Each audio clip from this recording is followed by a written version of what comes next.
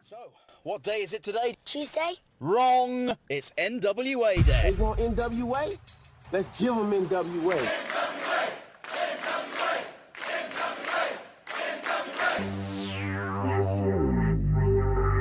I was thinking that it might be a good idea if you and I formed an alliance.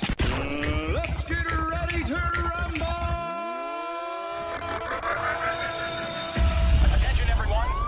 Welcome to the greatest wrestling program in the world. Ladies and gentlemen, can I please have your attention? Stop what you're doing and listen. Okay, let's party. It's the pre-party with J. Cal. What is up, everybody? Welcome to the pre-party, a presentation of Alliance-Wrestling.com, your number one source for news and for information for the National Wrestling Alliance. My name is J. Cal, and every Tuesday I come bearing información para los National Wrestling Alliance. Sorry, I don't know how to say NWA in Spanish. I don't think you're going to hold that against me, but I'm here to talk to you guys because we are just hours away, literally hours away from watching the return from the NWA back to Tampa with a whole bunch of matches set for this week's episode of POWERRR. And I would like to get your take on what's happening in the NWA. I want your take on what's going on with pro wrestling. And the best way to get that is to ask you straight up. So what do you think? What's going on with the NWA? What are you excited about? What are you disappointed in? Let's talk about it. I see Steve G's in the chat. Steve, what's up, brother? I saw the dates for the WOW Women of Wrestling will be on Fremont Street in Las Vegas. And I know you're a big fan of WOW, Steve G. I hope you can make plans to be out there live. I will not be out there live, but it is this October. Gosh, I forgot the dates, but it's coming up soon. I think it's like next weekend and the weekend after that. So I hope you're excited about it. It means we're gonna get some fresh WOW content. You know, I don't know if you're aware of this, Steve. And sorry, guys, I had to pull that down. I don't know if you're aware of this, but they film most of WOW in a couple of weeks. Like they film like a whole season in a couple of weeks, and then they just let it flow. And I think that's a very interesting and scary way to do it, because if somebody gets injured, if somebody ends up not signing or re-signing a contract with WOW or gets signed to the WWE or AEW, like that talent is gone, and then you don't have a way to explain it, to write them out of the stories. So, unless they're smart and literally film everyone saying goodbye, I don't know. I don't think that would something that they're doing. Bobby Bettino's in the chat. Welcome, my friend Bobby. I haven't seen you on the chat in a while. Good to see you. Hope you're having a good day, a good Tuesday. And everyone in the chat, I hope you're having a good day. We've got people watching on Kick. We got people watching on YouTube. We got people watching on Twitch. And we're even on TikTok Live, where the man Joker 999 just called me Kevin Owens. And you know what happens when they call me Kevin Owens? I kind of crash out a little bit, and I say, my name is J. Cal from the Alliance blog. I am not Kevin Owens, but, that's neither here nor there. We're talking NWA, and I hope you guys are excited to talk some NWA as well, because we have a couple of matches already announced. I feel like we're going to see a pretty good show this week. Unfortunately, we're still time traveling. We're still back in Tampa post the Crockett Cup. So what does that mean? That means that the champions are currently still holding their titles, and the things that have happened at 77 have still not made their way to TV yet, which means, well, it still means Tom Latimer's your NWA World's Heavyweight Champion. It means Kenzie Paige is still your NWA Women's Champion. And it also means that, sorry, my phone just blew up. It also means that the Murdochs is still your tag team champions. And so we haven't seen a whole lot. Things are still kind of stagnant. And this is probably the most problematic thing about the NWA, because they can't even advertise what's coming for Saul Wynn, because they still need on television to get to the 77th anniversary show. So, yeah, it's pretty cool. And Bobby just asked, your thoughts on Shotzi Blackheart coming to the NWA. I'll talk about that in just a second, Bobby. But there's so much cool stuff that's happening for the NWA right now that because the NWA is focused on Roku, it's focused on its television aspect, live events kind of don't get, the proper treatment, right? So a live event for the NWA, like the Riot Fest that they did in Chicago, or the 2 events that they did with the CEP promotion, all of that is treated as non-canon, right? Like the champions are still carrying the titles that they lost at the 77th anniversary show, which is, again, problematic. Also, on top of that, like Bobby said, there's a lot of stars coming to Samhain 3, but the NWA hasn't promoted any of it because they're still showing matches that were filmed back in June. We're now in October. And before they get to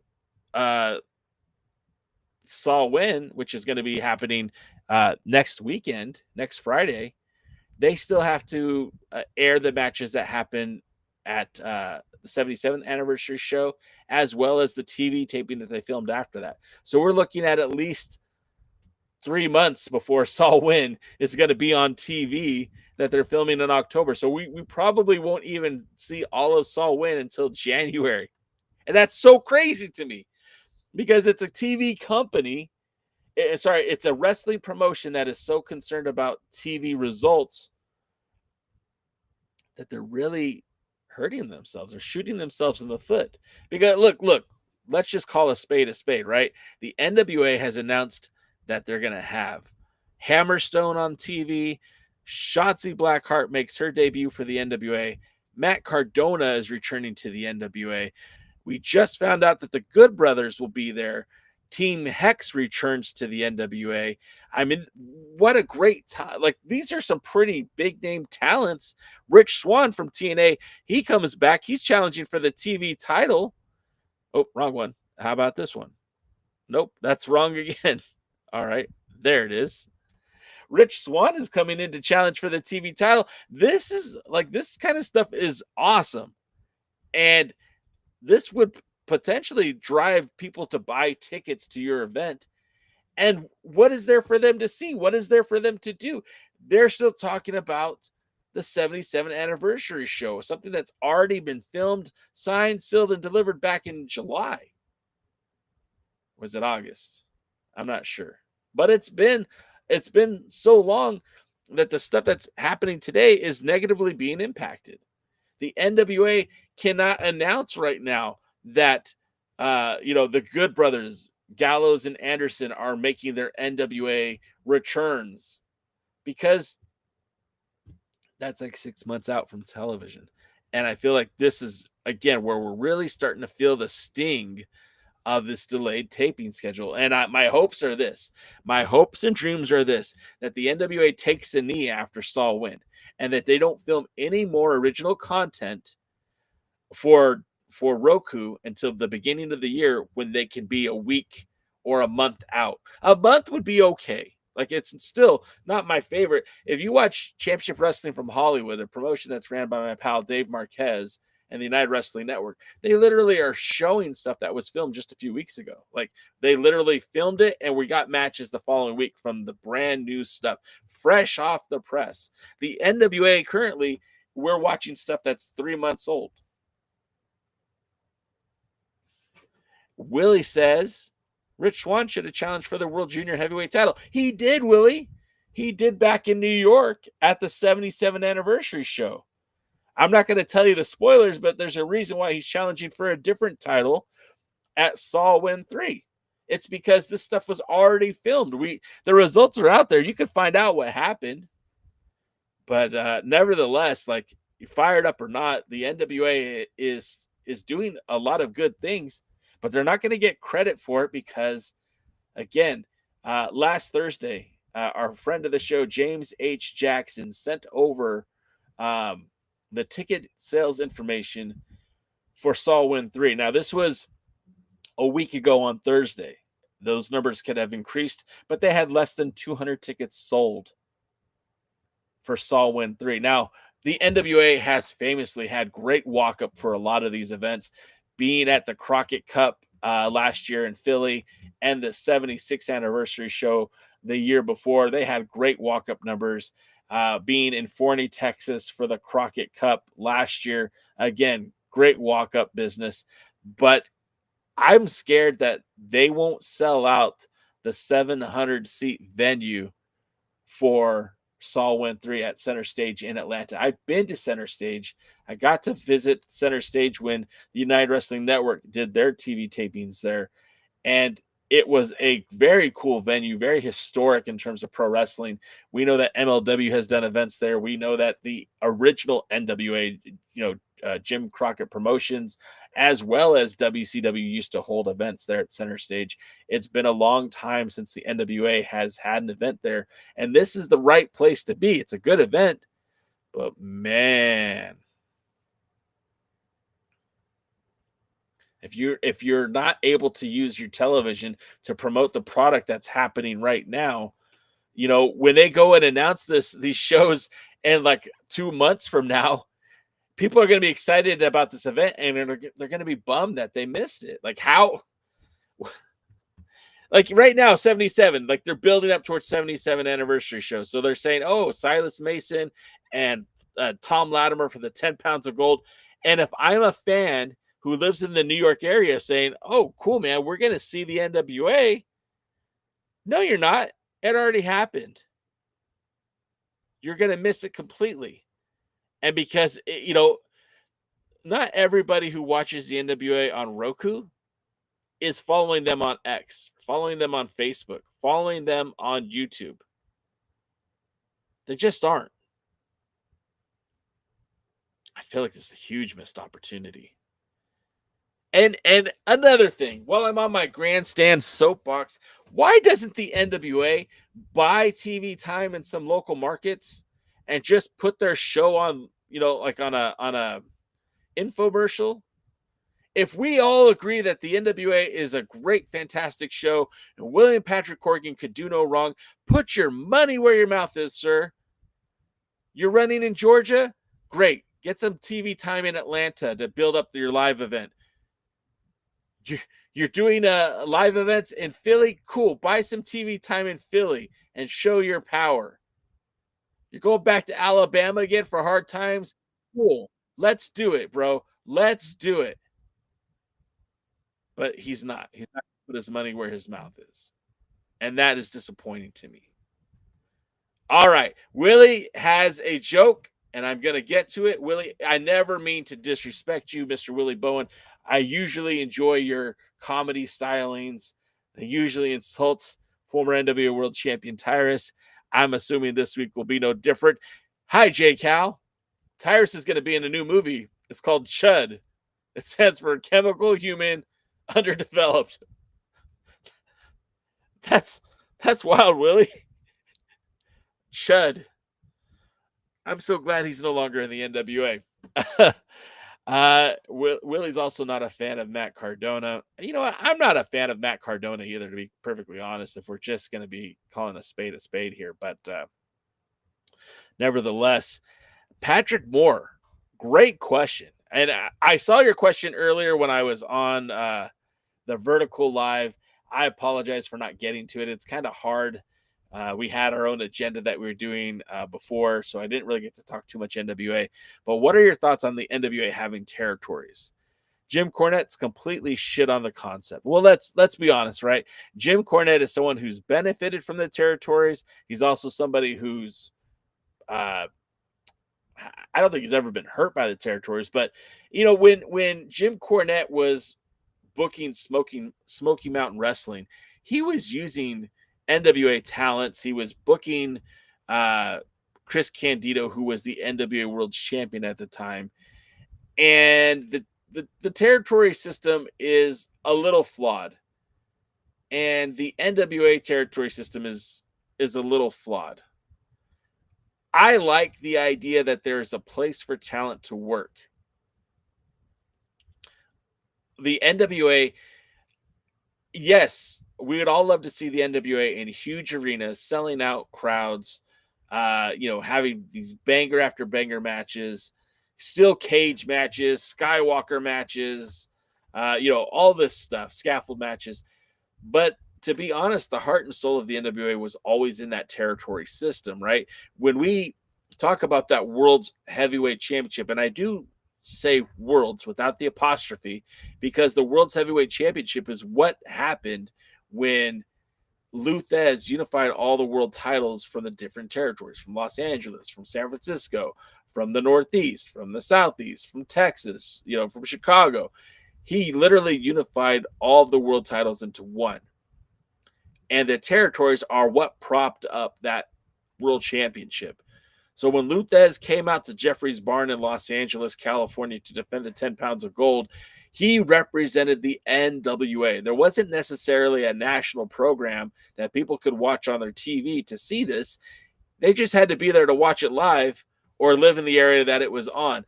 The territory system today is very, very different. It is disappointingly different. The NWA as part of the territory system, you've got several areas where the product quality is inconsistent. You've got I almost said MLW. That's not true. They have, let's start with in order of the appearance of the promotion. The territory system kicked off with Exodus Pro. That's EC3's promotion in Cleveland, Ohio. So they started the ball rolling. You could see Exodus Pro shows live on the NWA YouTube channel. That's pretty cool. Like that. I don't have a complaint about that. Then you've got Joe Cazana Promotions, probably the most akin to what the NWA territory used to look like. But they also don't run very consistently. Then you've got the Paige family, the Henry family, Tommy, Kenzie, Kylie, and Searsville.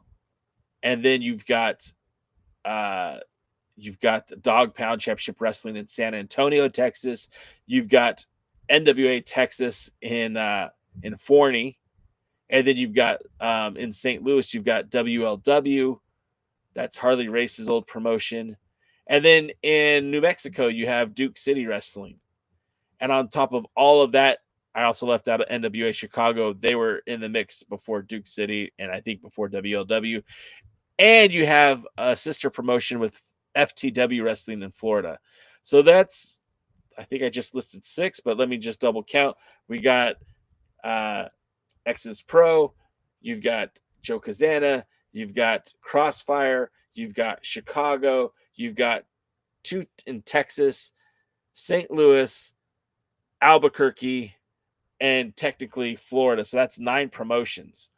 9 promotions under the NWA banner. That's not a lot. I think it's just enough. But again, what is the benefit to anybody being a part of the NWA? Are we showcasing these wrestlers in the NWA? Not really. Currently in Joe Cazana Promotions, Carson Drake is the Southeast champion. That's the main title of Joe Cazana Promotions. He's also the WLW, World League Wrestling champion. But those titles aren't ever seen on television. Hell, they crowned a Mid-American champion who was supposed to represent the territories. And not only does Jeremiah Plunkett get very little TV time as champion, but he doesn't really get booked by all the territories. It's kind of this weird dichotomy. You've got the television champion and Brian Idol, who's kind of in charge of the territories, maybe not in charge, but definitely like a scout for the territories. And he's not even, he's not showcasing the territories when he defends the TV title. That should be on TV, not in the territories. I feel like the whole system's a little out of whack. I don't want to shit on it like Jim Cornette. I think there's value there, but as it's operating currently, I feel like there's a lot of opportunities that are going missing. I don't know. I don't think Georgia Championship Wrestling was in center stage. I think that was towards the tail end of the Jim Crockett Promotions, although I could be wrong. What's up, noob? I hope you're doing good. WCW was filmed at center stage at times. Yeah, I knew that. I think Jim Crockett was too, but I could be wrong. I had some great comments over here on TikTok, and I will hit those up right now. Does NWA have a streaming service? I've never seen the NWA. I think HBO Max should make a deal with the NWA like they did with AEW. Well, I will say this. I don't think you're going to see the NWA anywhere near a deal with AEW or on HBO Max. And the closest thing that the NWA has to a streaming deal is what they're currently doing on Roku. And again, I feel like that's a perfectly appropriate place for them to be, especially with the opportunities that they have with YouTube. And traditionally, they're in the last couple of months, they've started incorporating the NWA into the Fire. Essentially, it's like a pre-show that releases on Monday on YouTube. It typically will feature a first-time match that hasn't been on TV, and they'll have a lot of storyline that kind of gets you to that point. So I guess to wrap a bun on the whole territory talk, the way it's set up right now, I don't think makes a lot of sense, but I think in time could be very promising for the NWA. I mean, ultimately, you have a territory system so you can find the talent, right? The NWA, the benefit for them to have affiliations, associates, members, territories, licensees, whatever you want to call it, is the fact that they'll be able to scout talent. Carson Drake came from the farm system. The Slime Balls came from the farm system. Dante Casanova, PJ Smooth, all from the farm system. And to a lesser extent, guys like Mims. You know, Mims was part of Tried and True Pro Wrestling before he came to the NWA. And this is an opportunity to find talent, because you got to understand the NWA cannot compete with the WWE. They cannot compete with AEW. Hell, they can't even compete with MLW when it comes to getting talent and locking up talent exclusively. They are not in the same business as the WWE, AEW, MLW, New Japan, CMLL, AAA, whatever it is that we're talking about specifically. They are not in that same bunch. But what they do have an opportunity to is finding talent who has untapped potential. And, like Kenzie Paige, who has been a phenomenal women's world champion for the National Wrestling Alliance, was discovered essentially through the Jacob Pritchard Wrestling Academy, the JPWA. Patrick Moore said, how would you make the territories better? I love the question, Patrick. Here's what I'm going to do. The first thing I'm going to do for the territory system is there are two sets of titles that are absolutely 100% made for the territory system. And that is your Mid-American Championship. And as Billy Corgan decreed on television not too long ago, the U.S. tag titles were exclusively meant for the territory system. So cool. We know that those sets of those two champions represent the territories of the NWA. So who are my talent scouts for the NWA? Because that's who I'm going to put those titles on. And that the Mid-American title should be defended on every single territory show, unless they're doubling it up. It shouldn't be on. Let me rephrase that. Let me start over. Those titles should be frequently defended in the territory system as well as on Power. So 1 month it should be on Power. The following month it should be doing a series of matches in the territories.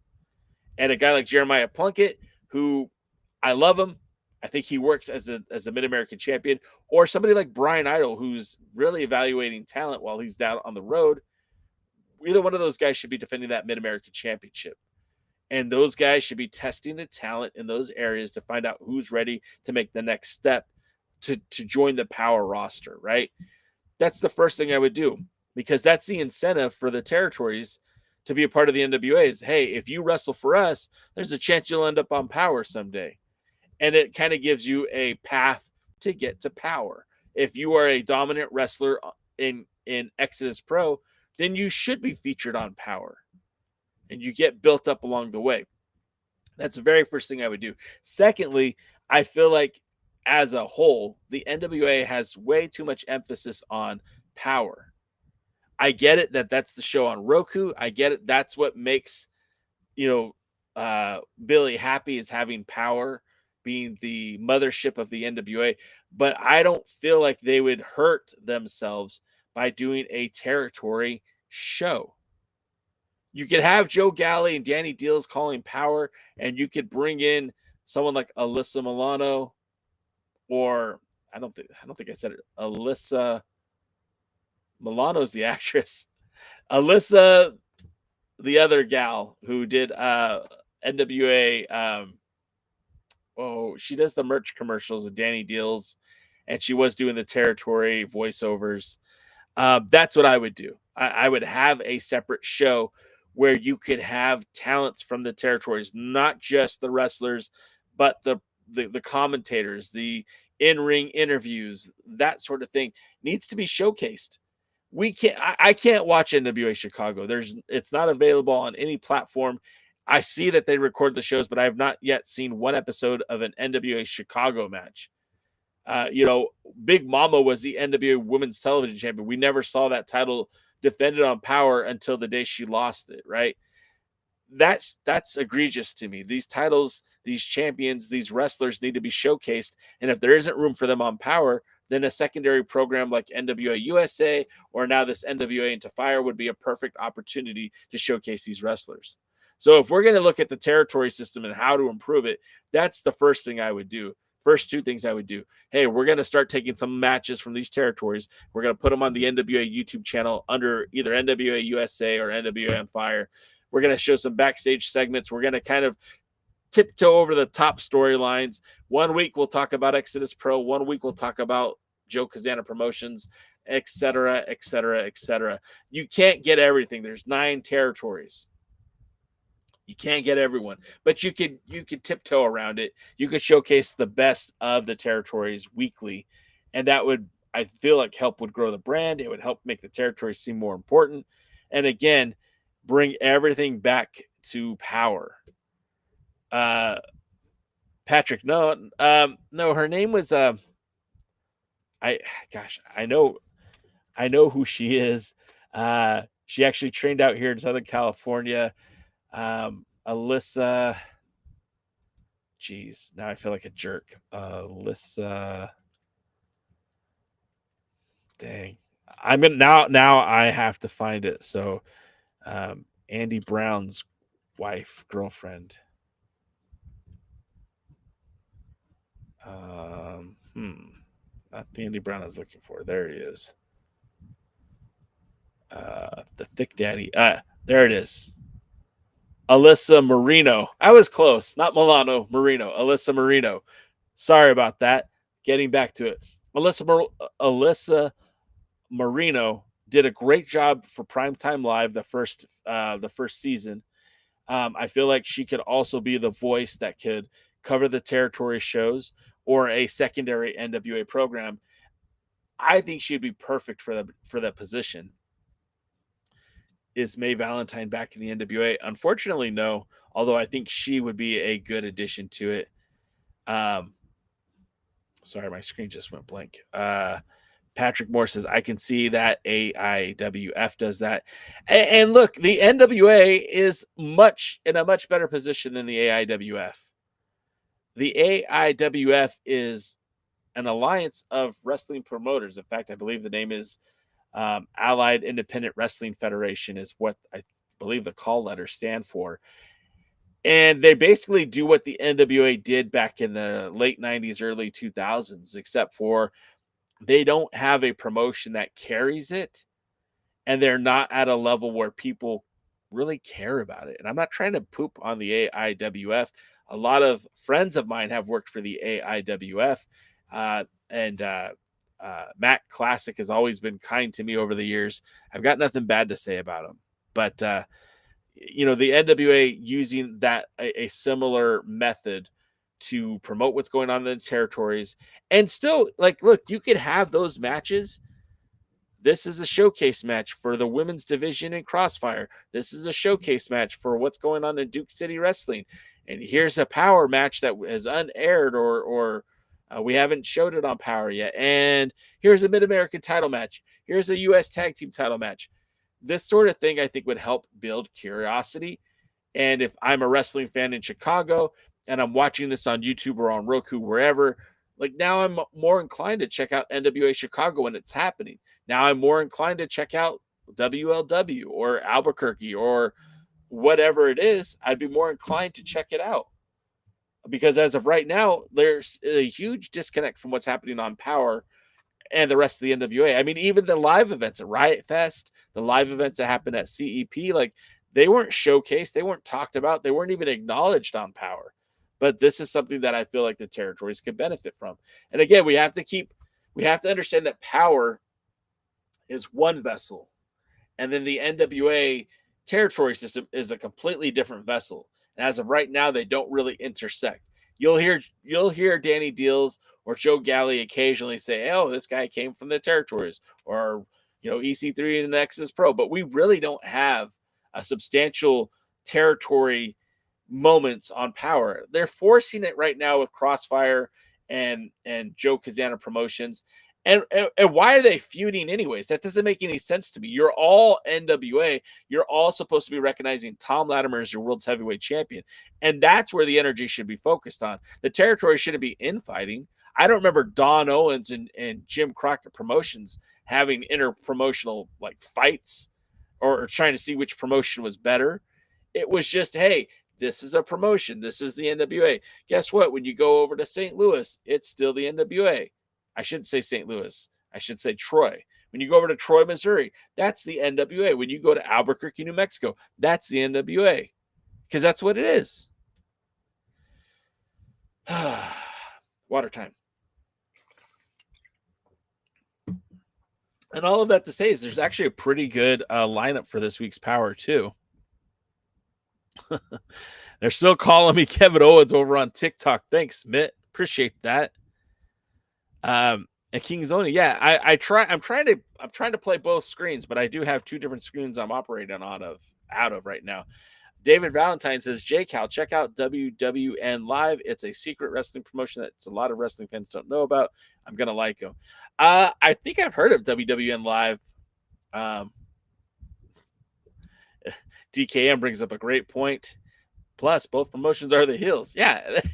And why are they the heels? Like the Joe Cazana's only mission should be trying to get the Country Gentlemen a shot at the Immortals, the World Tag Team Champions, or getting his guys shots at the World's Heavyweight Championship. That's what a promoter should be doing as part of the NWA. Should be lobbying for his guys to get the opportunities. DK says, I've never cared less about the territories than I do right now. Well, why would you care, DK? And this isn't against DK. This is for everybody in the chat. What has the NWA done to make you feel like the territories are important? What emphasis have they put on the territories? Hell, Tom Latimer hasn't even defended the titles in the territory systems. I haven't seen him down at WLW. Nobody's going to Albuquerque. Very few champions are taking their titles to Texas. I have, Kross Fire has the benefit of, Kenzie Paige taking the women's title there. Excuse me. And we've seen like the World Junior Heavyweight title in Joe Cazana Promotions because the Southern Six, all three of them live in Tennessee. So that kind of helps it, But to be 100% honest, the focus of the NWA has solely been on Power, and that is by design. I don't necessarily agree with that concept. I don't necessarily agree with that position, but that's what it is. And the territory systems are a far number two for William Patrick Corgan. We've got signature live events that are just glorified TV tapings at this point. The NWA has done very little to differentiate itself from itself. It's not acknowledging live events on TV. It's not acknowledging anything but Power. So until that changes, I don't see a reason to care about the territory system. Dante Casanova has a great look. And I think that guy, when he is ready to become a regular on the Power roster, is going to have a good run. But there's no reason to care about him right now. Yeah, and Patrick, I hear what you're saying, right? I get it. They don't care what we have to say. Why isn't it popping up? There it is. They don't care what we have to say. You have to understand Joe Galley answers to William Patrick Corgan. And if WPC says, look, I just don't care, Joe Galley isn't going to make him care. There's nothing he could do to change that. Steve G says, Tom versus Andrade, book it. Well, Andrade, not for nothing, Andrade just made his debut for AEW as part of the Don Callis family. And this past Friday won the Crash Heavyweight Championship from our good friend DMT Azul. So I don't think you'll be seeing him anytime soon. Although I'd love to be wrong about that. I'd love to be mistaken about that. And there are other guys out there who I think are more over than Andrade right now too. I mean, Kevin Cross is still out there. I know the chatter's dying down a little bit, but if Kevin Cross was the guy challenging Silas Mason at Saul Win, I think that would sell some tickets. Maybe I'm wrong, but David Valentine says, I hope the Roku starts doing a live NWA pay-per-view. That would be epic. Well, okay, so let's take a few steps back because it's not a crazy idea, right, Dave? It's not crazy. But where are we at right now, Power? It's been on Roku for, 2 months now or 3? It was the Crockett Cup that started, I guess, in July on Roku. I'm not entirely sure, and I apologize for not having a better answer for you. But I think that the NWA needs to have continued success. They need to have more success on Roku before Roku's going to invest more money into the product. Killer Cross. And that's the other thing too, DK, and that was what my first tirade was about this whole thing is like they can't even advertise, right? So Roku is where it's at, right? That is the NWA's primary focus. That's what they care about, is what's going on the Roku app. And I don't besmirch them for that. I don't even have a problem with them focusing on the Roku app as being that's what we need to do. But when you look at the whole big spectrum, if we're 3 months behind on the content, that means that whatever Roku is showing is not going to benefit the live events. It's just not. Willie, I agree with that. The NWA should have its talent from Power appear in the territories. And some of them do. Like, let's be honest. Like, Trevor Murdoch has worked for Joe Cazana Promotions. He's worked in St. Louis. We know that Natalia Markova has been everywhere. We know that Brian Idol has also been everywhere. Jeremiah Plunkett works all over that circuit. We know Silas Mason, Alex Taylor, and Kerry Morton have all appeared for like Joe Cazana's, Kross Fire. I don't think that's where the problem has been. I think it's that the TV is so far behind.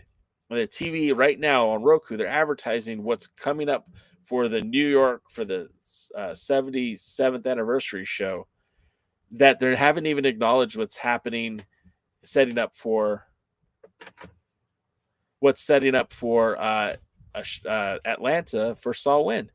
And by the time they get to Saul Win, they're going to be, January, late December. So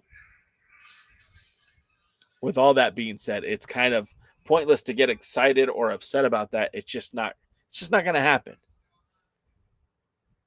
What's up, Rosville? Good to see you. It has been a while. I hope everything's going well with the training, the new job, all of it. Hope you're doing well. Dave Valentine says also Roku needs to make the NWA do a 2-hour Power show every week. That helps the NWA catch up with their tapings. I would disagree, David. I don't think that the quality of the show would benefit being 2 hours. I think what helps the show out is being less than 2 hours. So if you're asking me what they should do, the first thing I would do is don't run another event until we're caught up. Saul Win is the last event of 2025. Don't start doing TV tapings until we could be 2 weeks out instead of a month, instead of 2 months, instead of 3 months. Get caught up, produce all the TV that you have in the can, exit it out through the Power and Into the Fire, and then move on to something else. Notice that they're still using Max for their signature event promo, but Max is out. I don't feel like I feel like they've kind of removed Max from most of the advertising. I know I recently posted something about the event, but that was an old flyer that I didn't bother to update. That's on me if that's what you saw. But for the most part, Silas Mason has replaced Max on most of the advertisements. Yeah, and again, that's problematic too, DKM. Latimer has defended the title 3 times, at least 3 times since losing it, right? Because at Riot Fest and then the events for CEP that happened in New York and I believe New Jersey, yeah, it's been a while. And yes, Sean Mega, look, if anyone wants to run this up to Billy Corgan for me, I'll be happy to do it. But let's look at this. All TV taping should happen in Tampa. That should be where they produce Power, period. Let's end this whole signature live event bullshit. It's not working out. It's just expensive TV programming. Let's just call the Tampa TV tapings Power and end it. And then when you want to do a signature live event, when you could afford to do a signature live event, when it makes sense for the NWA to have a big event, that's when you go and say, okay, Roku Sports, let's do a live event in Texas, in Alabama, in Philadelphia, in Atlanta, and do it with all the bells and whistles and do it as a live event. Because filming stuff for Power and then filming stuff for a signature live event and slapping a Power sticker on it are not the same. The look and feel of the show gets messed up. It doesn't feel like you're watching a Power, and it makes it's just, you get this fluctuating value of what you're watching on programming. You'll have an episode of Power, you're like, holy crap, that was great. And then we get to Tampa and to do the TV tapings, and it's like 50-50 booking again. It's not fun. Yeah, Roswell. Look, I know I'm not right about everything, but I'm 100% right on this one. TV and signature live events should be separated. They never should have been combined to begin with. It was a mistake then. It's a mistake now. Okay, so I've been talking for about 40 minutes about what the NWA should do, but I haven't said what the NWA is doing. And of course, we're up against another episode of Power. And, they just got off of the heels of having another Black Harvest event for Kross Fire Wrestling. It had a lot of big names at that event, actually. And I wanted to talk about that briefly. I won't have too much time, but essentially, Kross Fire featured Rich Swann, featured Rosemary, Carrie Morton, Kylie Paige, Chase Stevens, Shane Williams, Mr. Anderson, Tyler Franks, Mickey Knuckles, Juventud Guerrera, Kenzie Paige. Kenzie Paige beat Juventud Guerrera to win the Kross Fire Championship. They did a triple threat match to crown a new, not to crown, but it was Mickey Knuckles defending the Kross Fire Women's Championship against Clara Carter and Shauna Reed. Clara Carter won after interference. That was the significant parts from night 1. And then on night 2, they crowned new tag team champions, which is like the local radio DJs. So I'm not exactly in love with that either, but they did a 4-person tag team match where Hunter Drake teamed with Juventud, Rich Swann, and Kenzie Paige to take on the Carnies, Tyler Franks, and Jackson Drake for the WWE ID program. The Slime Balls defeated the Country Gentlemen. Kylie beat Clara Carter, but the title wasn't on the line because of a disqualification. And then, like I said, the Kross Fire crowned new tag champions with the 99.1 Sports Animals, which I think is crazy. I get to have those weird, over the top moments, but I think it's so weird. I would not put 2 DJs over my talents on TV. Also, then we have another title defense tonight for Kenzie Paige. She defends the Burke against a debuting Karissa Rivera. Karissa previously had worked for our friends over at Dangerous Journal Wrestling Gladiators, but this will be her first time working for Billy Corgan's NWA. Colby Corino, who we know is injured and will not be in the ring anytime soon. He'll have a match. Again, if you guys want to support Colby Corino, they are going to be doing a benefit show for him on Friday, October the 24th in Jacksonville, North Carolina. I'm sure that they'll have links to his GoFundMe and ways to donate money for Colby Corino. We wish him a speedy recovery, but again, that's neither here nor there. He does wrestle his last match on Power this Tuesday. Then we have Natalia Markova in a tune-up match against the returning Kelsey Heather, and this is essentially just a preparation match for the 77 when she wrestles Kenzie for the Burke. And then we have a territories match, which I think, again, this is ridiculous. Joe Cazana Promotions will put the Country Gentlemen up against Kross Fire's Tommy Henry and Hunter. Tommy Henry, go look on Cage Match. I don't know that you'll find a Tommy Henry Cage Match profile. And I'm not saying that doesn't mean he didn't wrestle, but I don't think he's very well known in the sport of pro wrestling. Maybe in Searville, but like he doesn't even have a Cage Match profile. And I'm not saying that's the end all be all, but like he really hasn't been around on a big standpoint. We're doing a territory matchup between the owner of Kross Fire, who has two daughters who were supposed to take over the promotion. And it just doesn't make sense to me to put him with Tyler Franks against the Country Gentlemen, who have been, former U.S. Tag Team Champions, I believe, 2 times. I just don't know what the appeal is of this. I don't get it. I don't see that as being a good idea. So, needless to say, there are some ups and downs with this show. Of course, the Kross Fire and Joe Cazana Promotions is leading to a showdown at the 77th anniversary show. Again, all of this is just lost on me. I don't see the benefit of it. But yeah, that's what NWA is doing this week, and you could watch it on the Roku app. I think and then we didn't even really get into the news of that the Good Brothers are going to be a part of Saw Win 3. And again, the promotion for that's only coming from social media. Tying back to everything else that we were talking about, if the NWA was caught up on programming and we had already watched the 77 and we're watching the Tampa tapings after that, knowing that Crockett Cup is around, knowing that Saw Win 3 is just around the corner, you could advertise the Good Brothers. You could use that video clip that they shot on social media and put that on an episode of Power to help with the ticket sales. And just the way that everything is so disconnected, it just doesn't make a lot of sense to me. I also want to let you guys know that I'll be back in about an hour because I have an interview at 4 p.m. Pacific, 7 p.m. Eastern with Tim Dixon. Some of you guys might remember Tim Dixon from NWA Charlotte. He was the voice of NWA Charlotte. And I can't wait to speak to him tonight as we're going to talk about Wrestling Evolution. It's a new promotion, not really new, but they've put out about 60 episodes so far on YouTube. You can watch them, and honestly, what they're doing is perfect for what any promotion should be doing in the similar stature.